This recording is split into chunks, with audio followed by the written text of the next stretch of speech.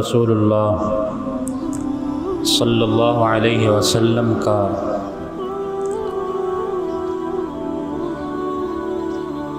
معراج کا سفر کچھ بیان کیا گیا تھا۔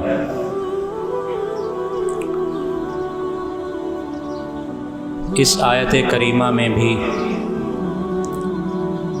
اللہ تبارک و تعالی نے جناب نبی کریم صلی اللہ علیہ وسلم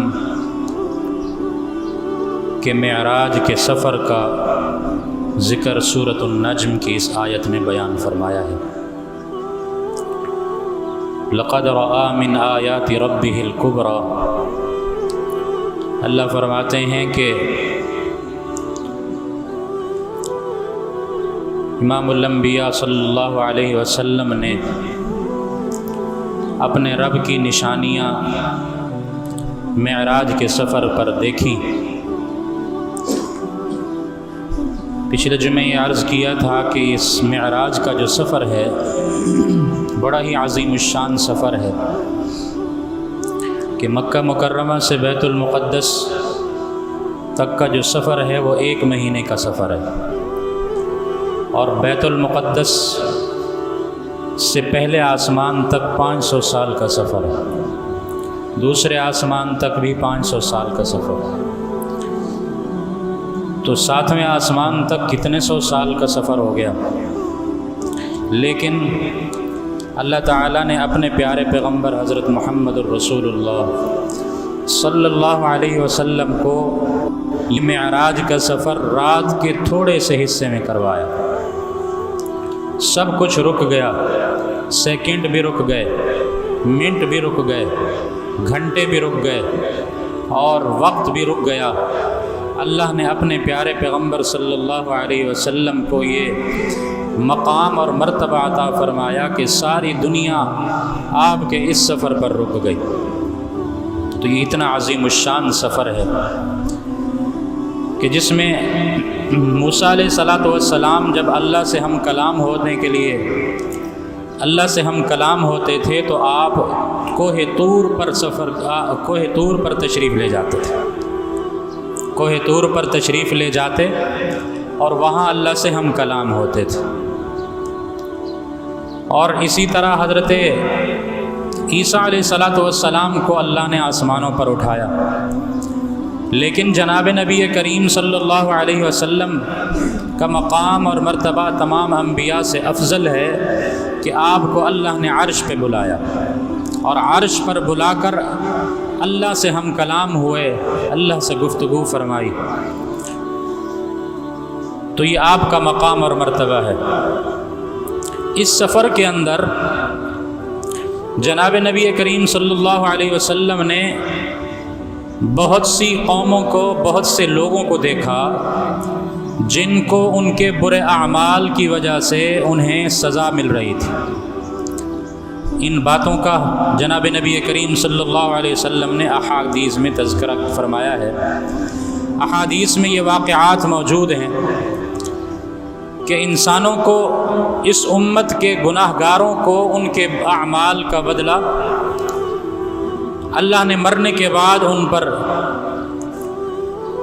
بدلہ ان کو ملا اور مل رہا ہے، قیامت تک ملتا رہے گا۔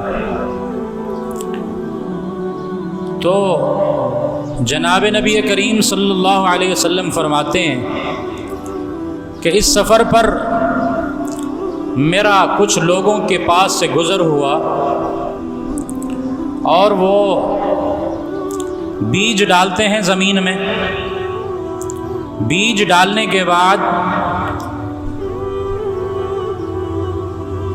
فوراً ہی اس بیج ڈالنے والی جگہ پر پودا نکلتا ہے، کومپل نکلتی ہے، اور اسی لمحے میں وہ کھیتی بڑی ہو جاتی ہے، اور اسی لمحے کے اندر وہ لوگ اس کو کاٹ کر سنبھال لیتے ہیں۔ تو میں نے حضرت جبرائیل علیہ السلام سے عرض کیا، اے جبرائیل یہ کون لوگ ہیں؟ تو جبرائیل علیہ السلام نے فرمایا، اے اللہ کے رسول یہ مجاہدین ہیں، یہ لوگ مجاہدین ہیں جو جہاد کرتے تھے دنیا کی زندگی کے اندر کفار کے مقابلے میں، کفار کے مقابلے میں یہ لڑتے تھے، اللہ کے راستے میں جہاد کرتے تھے۔ اللہ نے ان کو اس دنیا سے جانے کے بعد یہ مقام اور مرتبہ عطا فرمایا ہے کہ یہ بیج ڈالتے ہیں، فوراً پودا نکلتا ہے، فوراً وہ کھیت بن جاتا ہے اور فوراً اس کو کاٹ کر سنبھال لیتے ہیں۔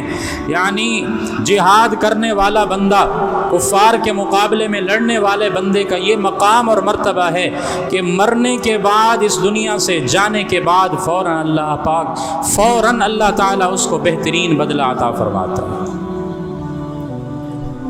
اور جنت میں بڑے درجات ہیں، جنت میں 100 درجے ہیں، اور ہر درجے کے درمیان کا جو فاصلہ ہے وہ اتنا ہے جتنا زمین و آسمان کا فاصلہ ہے۔ تو یہ مجاہدین ہوں گے قیامت کے دن، ان کے لیے جنت کے اعلیٰ درجات ہوں گے، جنت کے اعلیٰ درجات ہوں گے۔ آج لوگوں نے جہاد کا نام لینا چھوڑ دیا اور جہاد کرنا چھوڑ دیا، جس کی وجہ سے یہ امت ذلیل اور خوار ہو رہی ہے، یہ امت تباہ اور برباد ہے، یہ امت اپنی فکر میں لگی ہوئی ہے، ہر بندہ اپنی فکر میں لگا ہوا ہے۔ تو فرمایا کہ میں نے ان لوگوں کو دیکھا کہ جو کھیتی کے لیے بیج ڈالتے ہیں، فوراً کھیتی نکلتی ہے، پودا نکلتا ہے، کھیتی بڑی ہوتی ہے اور اسے کاٹ کر وہ سنبھال لیتے ہیں۔ اللہ نے انہیں یہ اعزاز، یہ انعام عطا فرمایا۔ پھر میرا کچھ لوگوں کے پاس سے گزر ہوا، جو لوگ جن کے ناخن بڑے بڑے ناخن اور تانبے کے ناخن اور لوہے کے ناخن، جس سے وہ اپنے چہرے کو چھیل رہے ہیں، اپنے چہرے کو نوچ رہے ہیں، اپنے سینے کو نوچ رہے ہیں اور تکلیف کے اندر چیخ رہے ہیں اور چلا رہے ہیں۔ ایک دفعہ وہ نوچتے ہیں اپنے چہرے کو اور سینے کو، اور تکلیف کی وجہ سے چیختے بھی ہیں، چلاتے بھی ہیں، اور دوسرے لمحے وہ چمڑا صحیح بھی ہو جاتا ہے، پھر دوسرے لمحے وہ چیرنا شروع کر دیتے ہیں، وہ چیخنا چلانا شروع کر دیتے ہیں۔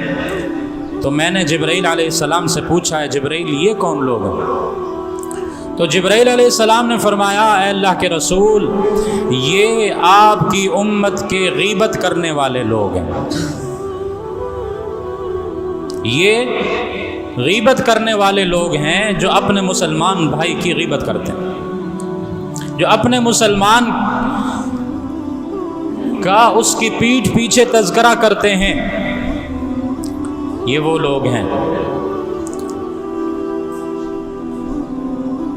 تو ان کو سزا یہ مل رہی ہے، مرنے کے بعد ان کے چہرے کو، وہ اپنے چہروں کو چھیل رہے ہوں گے، کاٹ رہے ہوں گے، اپنے سینوں کو بڑے بڑے ناخنوں کے ذریعے وہ کاٹ اور رہے ہوں گے اور چھیل رہے ہوں گے، اور یہ سزا انہیں قیامت تک ملتی رہے گی۔ قبر میں، برزخ میں انہیں یہ سزا مل رہی ہے اور قیامت تک ملتی رہے گی، اور قیامت کے بعد، اٹھنے کے بعد، زندہ ہونے کے بعد پتہ نہیں ان کے ساتھ کیا معاملہ ہوگا۔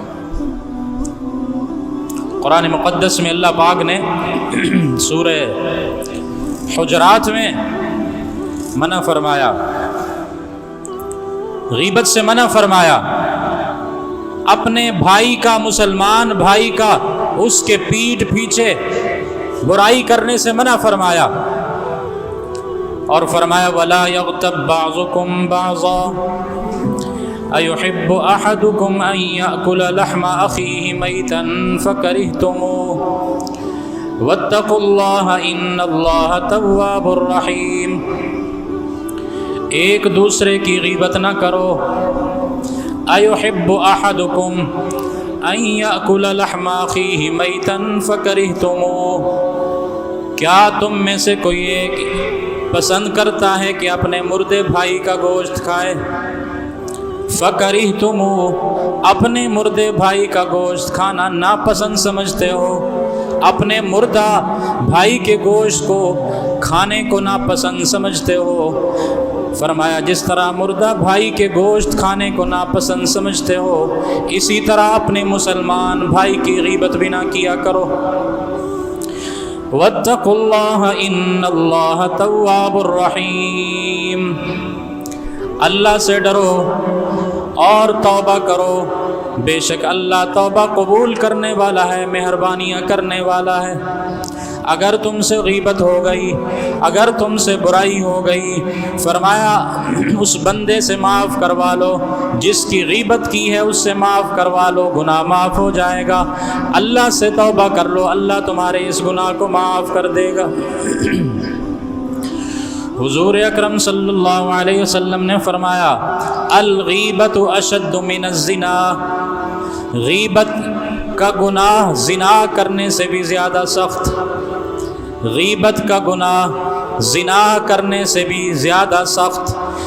وجہ یہ ہے کہ زنا کرنے والا توبہ کر لے گا، گناہ معاف ہو جائے گا، لیکن غیبت کرنے والا جب تک جس کی غیبت کی ہے اس سے معاف نہ کروائے تو معاف نہیں ہوتا، غیبت پر غیبت کرتا چلا جاتا ہے، اپنے مسلمان بھائی کی برائی کرتا چلا جاتا ہے، کئی سال گزر جاتے ہیں، زندگی گزر جاتی ہے، لیکن اس اپنے مسلمان بھائی سے معاف نہیں کرواتا، وہ گناہ اس کے نام اعمال میں لکھا جاتا ہے۔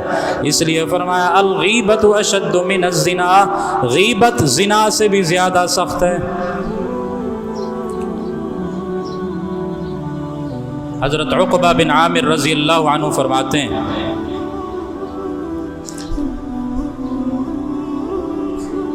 کہ رسول اللہ صلی اللہ علیہ وسلم نے صحابہ سے پوچھا اتدرون ما الغیبہ، کیا تم جانتے ہو غیبت کیا چیز ہے؟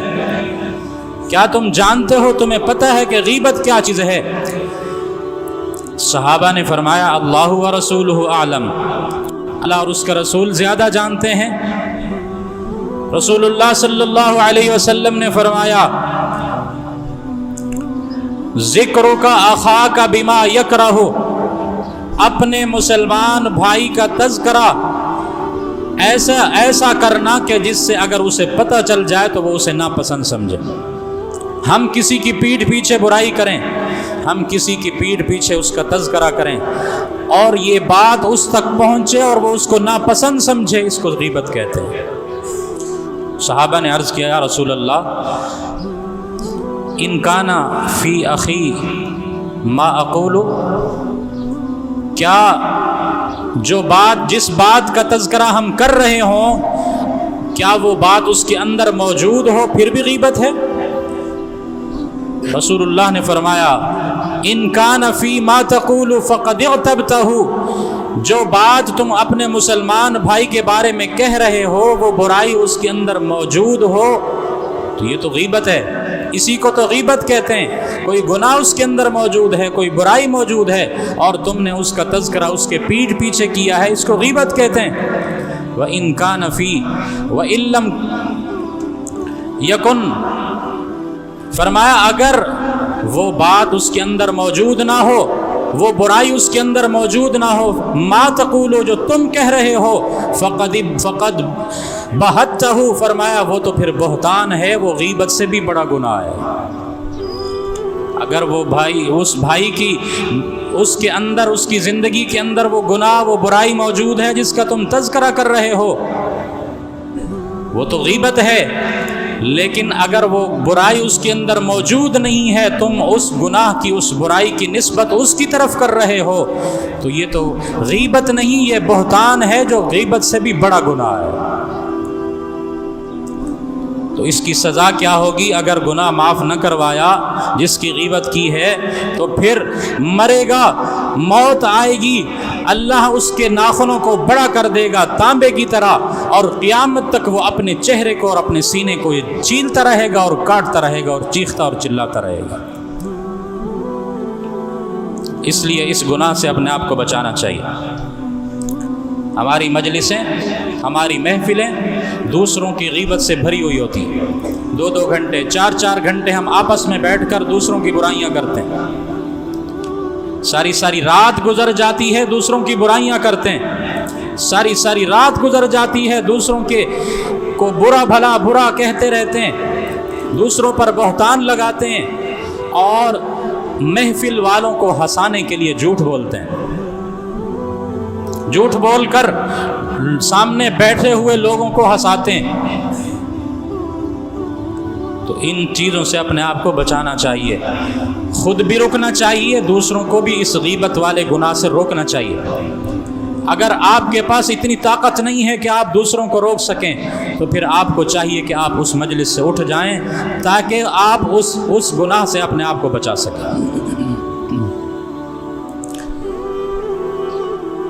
तो रसूलुल्लाह सल्लल्लाहु अलैहि वसल्लम ने फरमाया, इस सफ़र के मौके पर मैंने गीबत करने वालों को देखा कि वो अपने चेहरे को और अपने सीने को काट रहे हैं, चीर कर चीख रहे हैं और चिल्ला रहे हैं। फिर फरमाया कि मैं आगे गया, कुछ लोग हैं जिनके पेट बहुत बड़े हैं, बड़े बड़े महल्लात की तरह, बड़ी बड़ी बिल्डिंगों की तरह उनके पेट के अंदर का हिस्सा नजर आ रहा है और उनके पेट के अंदर सांप भी चल रहे हैं, उनके पेट के अंदर अंगारे भी चल रहे हैं और उनके पेट के अंदर बिच्छू भी चल रहे हैं जो उन्हें अंदर से काट रहे हैं और उस काटने की वजह से वो तकलीफ के अंदर चीख भी रहे हैं और चिल्ला भी रहे हैं। मैंने हज़रत जिब्राइल से पूछा, ए जिब्राइल, इन्हें किस जुर्म की सज़ा मिल रही है?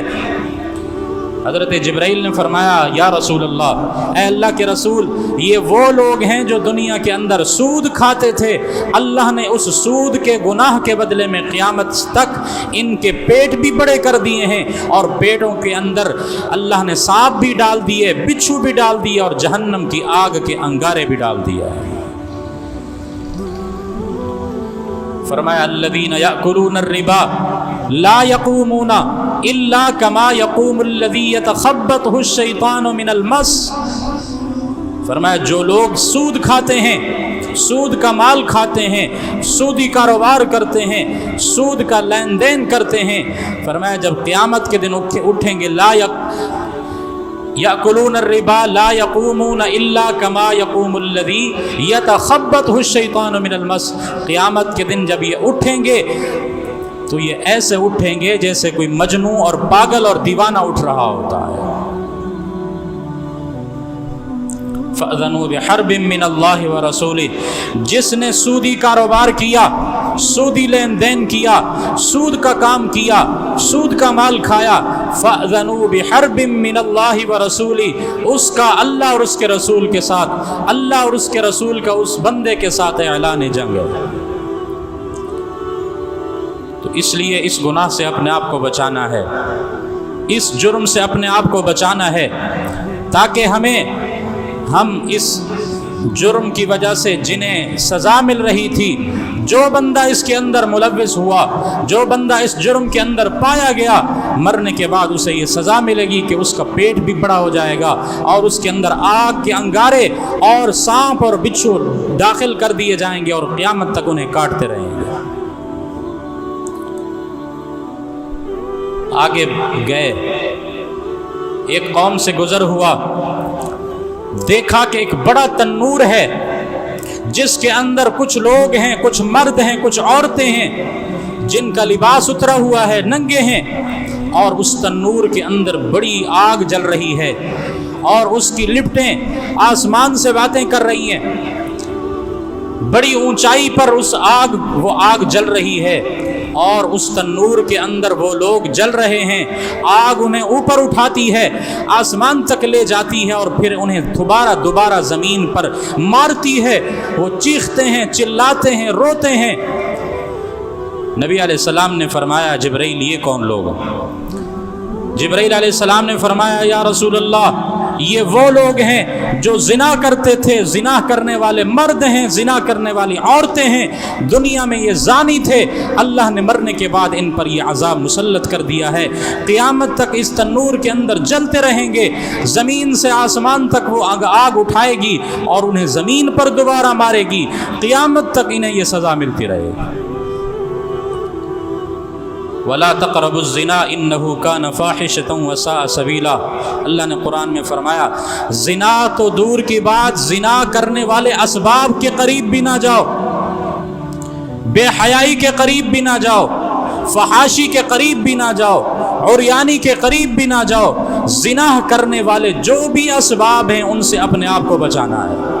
انہو کان فاحشہ، یہ بڑی بے حیائی ہے، وساء سبیلا، اور بڑا برا راستہ ہے جو زنا کے قریب جاتا ہے۔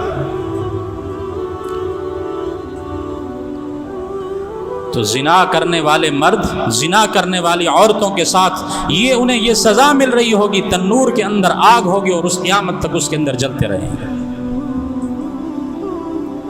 ایک قوم پر سے گزر ہوا جن کی زبانیں کاٹی جا رہی تھیں، کینچیوں سے وہ اپنی زبانیں اور اپنے ہونٹ کاٹ رہے تھے، چیختے ہیں، چلاتے ہیں، زبان بھی کٹ جاتی ہے، ہونٹ بھی کٹ جاتے ہیں، لیکن دوسرے لمحے پھر وہ زبان اور وہ ہونٹ صحیح ہو جاتے ہیں اور دوبارہ کاٹنا شروع کر دیتے ہیں۔ پوچھا جبرائیل یہ کون لوگ ہیں؟ جبرائیل نے فرمایا اللہ کے رسول یہ وہ لوگ ہیں جو اپنی دنیا کی زندگی کے اندر جھوٹ بولتے تھے، جو کچھ بولتے اس پر عمل نہ کرتے، جھوٹ بھی بولتے تھے اور جو کچھ دوسروں کو کہتے تھے خود عمل نہیں کرتے تھے۔ فرمایا قیامت تک انہیں یہ سزا ملے گی کہ یہ اپنی زبانوں کو اور اپنے ہونٹوں کو کاٹتے رہیں گے۔ اللہ نے فرمایا یا ایھا الذین آمنوا اتقوا اللہ وکونوا مع الصادقین، اے ایمان والو اللہ سے ڈرو اور سچے لوگوں کے ساتھ ہو جاؤ، خود بھی سچ بولو اور ایسے لوگوں کے ساتھ تعلق جوڑو جو سچ بولنے والے ہیں۔ جھوٹوں کی مجلس میں بیٹھو گے تو جھوٹ بولنے والے بن جاؤ گے۔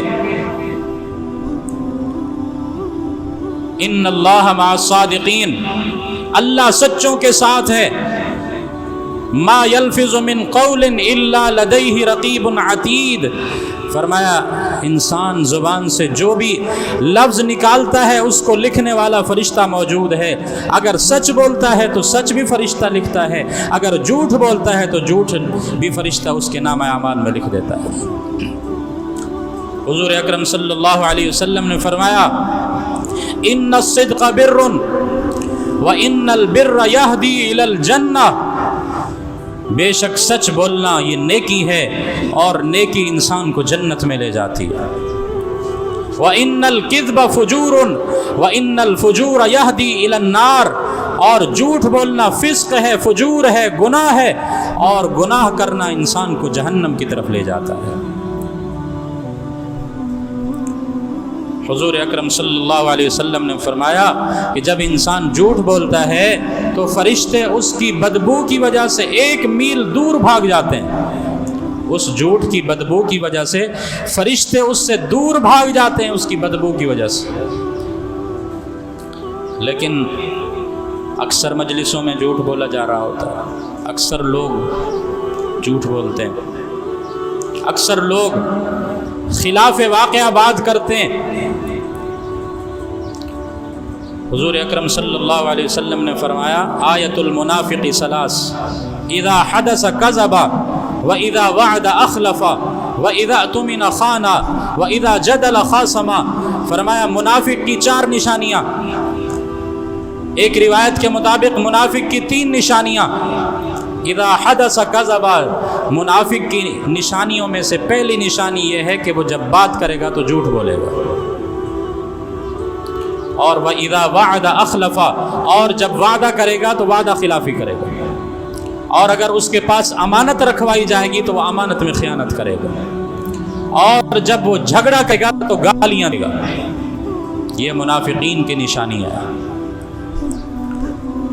تو جھوٹ بولنا بھی منافق کی نشانی۔ جو جھوٹ بولتا، صرف جھوٹ بولتا، وعدہ خلافی نہیں کرتا، امانت میں خیانت نہیں کرتا، وہ 1 درجے کا منافق۔ جس کے اندر 2 نشانیاں پائی جائیں گی وہ 2 درجے کا منافق۔ جس کے پاس زندگی کے اندر 3 نشانیاں وہ 3 درجے کا منافق، اور جس کی زندگی کے اندر یہ 4 گناہ ہوں گے وہ 4 درجے کا منافق ہوگا۔ تو فرمایا جبرائیل علیہ السلام نے اللہ کے رسول یہ جو اپنی زبانوں کو کاٹ رہے ہیں، اپنے ہونٹوں کو کاٹ رہے ہیں، چیخ رہے ہیں، چلا رہے ہیں، یہ جھوٹ بولتے تھے، اس جھوٹ کی سزا یہ ہے کہ قیامت تک یہ اپنے ہونٹوں اور زبانوں کو کاٹتے رہیں گے۔ اس سے اپنے آپ کو بچانا ہے، اس گناہ سے اپنے آپ کو بچانا ہے۔ اور رسول اللہ صلی اللہ علیہ وسلم نے، ایک صحابی نے نبی علیہ الصلوۃ والسلام سے پوچھا، من نجات، نجات کس عمل کے اندر نجات ہے؟ میں کون سے عمل کروں جس کی وجہ سے مجھے نجات مل جائے؟ رسول اللہ صلی اللہ علیہ وسلم نے فرمایا، املک علیک لسانک، اپنی زبان کو قابو میں رکھو۔ املک علیک لسانک، اپنی زبان کو قابو میں رکھو، تمہاری زبان سے جھوٹ نہ نکلے، تمہاری زبان سے گالی نہ نکلے، تمہاری زبان سے کسی کو طعنہ نہ دیا جائے، تمہاری زبان سے کسی کو برا نہ کہا جائے۔ املک لسانک، اپنی زبان کو قابو میں رکھو، تمہیں نجات مل جائے گی۔ نماز بھی پڑھتے ہیں، قرآن کی تلاوت بھی کرتے ہیں، ذکر بھی کرتے ہیں، صدقہ بھی کرتے ہیں، لیکن زبان کو غلط استعمال کرتے ہیں، جس کی وجہ سے ہمارے سارے اعمال ضائع ہو جاتے ہیں۔ ایک طرف ہم نیکی کر رہے ہوتے ہیں، دوسری طرف گناہ کر رہے ہوتے ہیں، تو ان گناہوں کی وجہ سے نیکیوں پر پانی پھر جاتا ہے۔ فرمایا رسول اللہ صلی اللہ علیہ وسلم نے، املک علیک لسانک، اپنی زبان کو قابو میں رکھو۔ اور نبی علیہ السلام نے فرمایا، وَلْيَسَعْكَ بَيْتُكَ، اپنے گھر میں رہو، تمہارا گھر تمہارے لیے کافی ہو، بغیر ضرورت گھر سے نہ نکلنا، آوارہ گردی کے لیے گھر سے باہر نہ نکلنا، غیر ضروری کام کے لیے گھر سے نہ نکلنا۔ اپنے گھر میں رہو گے تو بہت سارے فتنوں سے بچ جاؤ گے، باہر نکلو گے تو فتنوں میں پڑ جاؤ گے۔ اپنے گھر کے اندر غیر ضروری گھر سے باہر نہ نکلنا۔ وَلْيَسَعْكَ بَيْتُكَ، تمہارا گھر تمہارے لیے کافی ہو جائے۔ وَابْكِ عَلَىٰ خَطِيئَتِكَ، فرمایا تیسری نجات کی تیسرا درجہ یہ ہے، تیسرا سبب یہ ہے کہ وَابْكِ عَلَىٰ خَطِيئَتِكَ، اگر تم سے کوئی گناہ ہو جائے، کوئی خطا ہو جائے، کوئی برائی ہو جائے، تو اس گناہ پر آنسو بہاؤ، اس گناہ پر رونا شروع کر دو۔ وَابْكِ عَلَىٰ خَطِيئَتِكَ، اپنی خطاؤں پر رو، اپنی خطاؤں گناہوں پر آنسو بہاؤ۔ فرمایا جہنم کی آگ، سمندر کے سارا پانی جہنم کی آگ کے اندر ڈال دیا جائے تو وہ جہنم کی آگ نہیں بجھے گی، لیکن اگر کوئی شخص اپنی آنکھوں سے آنسو بہائے گا تو اس سے جہنم کی آگ بجھ جائے گی۔ تو اپنی خطاؤں پر رونا ہے۔ اگر آنکھوں سے آنسو نہیں آ رہے تو رونے والی شکل تو بنا سکتے ہیں۔ اللہ کو رونے والی آنکھ پسند ہے، اس سے نکلنے والا آنسو پسند ہے، رونے والی شکل پسند ہے۔ جو روتا ہے اللہ کے سامنے اپنی خطاؤں کی وجہ سے، گناہوں کی وجہ سے، اللہ کو بڑا پسند اور پیار ہے اس کے اوپر۔ تو نبی علیہ الصلوۃ والسلام نے فرمایا، وَابْكِ عَلَىٰ خَطِيئَتِكَ، اپنی خطاؤں پر رونا ہے۔ تو اپنے آپ کو گناہوں سے، جھوٹ سے اپنے آپ کو بچانا ہے، غیبت سے اپنے آپ کو بچانا ہے، زنا سے اور زنا کے اسباب سے اپنے آپ کو بچانا ہے، بے حیائی، فحاشی، عریانی سے اپنے آپ کو بچانا ہے۔ ایک قوم پر سے گزر ہوا جن کا سر کچلا جا رہا ہے، پتھر سے ایک فرشتہ ان کے سروں پر مارتا ہے اور ان کا سر اس پتھر کی وجہ سے کچل جاتا ہے، پتھر دور جا کر گرتا ہے۔ وہ فرشتہ اس پتھر کو اٹھانے کے لیے جب دوبارہ واپس آتا ہے، اس کا سر دوبارہ ٹھیک ہو جاتا ہے، تو وہ دوبارہ اسے کچلتا ہے۔ تو اسی طرح یہ سلسلہ چلتا رہتا ہے۔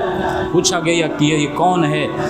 جبرائیل علیہ السلام نے فرمایا، یا رسول اللہ، یہ وہ لوگ ہیں جو نمازوں کے اندر سستی کرتے تھے، خاص کر عشاء کی نماز کے اندر سستی کرتے تھے، جس کی وجہ سے انہیں قیامت تک انہیں یہ سزا مل رہی ہے کہ ان کے سر کو قیامت تک کچلا جائے گا۔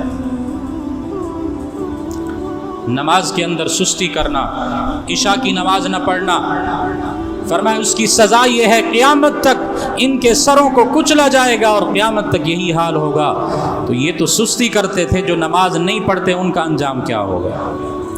ان المنافقین یخادعون اللہ وهو خادعهم واذا قاموا الى الصلاة قاموا كسالى یراؤون الناس ولا یذکرون اللہ الا قلیلا۔ منافق کی ایک نشانی یہ ہے کہ وہ اللہ کو دھوکہ دیتا ہے اور حالانکہ وہ اپنے آپ کو دھوکہ دے رہا ہوتا ہے۔ واذا قاموا الى الصلاة قاموا كسالى، جب نماز میں کھڑا ہوتا ہے تو سستی کے ساتھ کھڑا ہوتا ہے۔ یراؤن الناس، اور نماز پڑھتا ہے لوگوں کو دکھانے کے لیے نماز پڑھتا ہے۔ ولا یذکرون اللہ الا قلیلا، اور اللہ کا ذکر کرتا ہے لیکن بہت تھوڑا ذکر کرتا ہے۔ تو نماز کے اندر سستی کرنا، خصوصاً عشاء کی نماز کے اندر سستی کرنا، فرمایا یہ منافق کی نشانی ہے، اور اس کی سزا انہیں یہ ملے گی کہ قیامت تک ان کے سروں کو کچلا جائے گا۔ تو رسول اللہ صلی اللہ علیہ وسلم نے فرمایا میں نے ان لوگوں کو دیکھا، اور فرمایا کہ میں سفر سے واپس آیا، معراج کے سفر سے واپس آیا، اور میں نے آ کر قریش کو بتایا کہ میں نے اس طرح رات کے کچھ حصے میں معراج کا سفر کیا، بیت المقدس، ساتواں آسمان، بیت المعمور، سدرۃ المنتہا، عرش معلیٰ تک کا سفر کیا، گیا بھی صحیح اور واپس بھی آیا۔ قریش نے جھٹلایا، مشرکین مکہ نے جھٹلایا اور انکار کر دیا، اور انہوں نے کہا اگر آپ اس سفر پر گئے ہیں تو آپ ہمیں بتائیں کہ آپ نے بیت المقدس کا اگر سفر کیا ہے تو آپ ہمیں بتائیں کہ بیت المقدس کی کھڑکیاں کتنے اور دروازے کتنے ہیں۔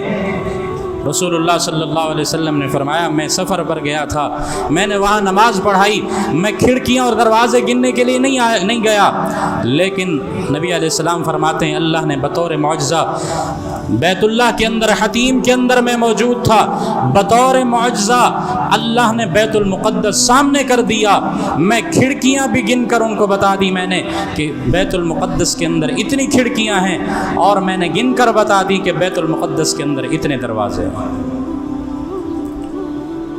حضرت ابو بکر صدیق رضی اللہ عنہ کو یہ خبر ملی،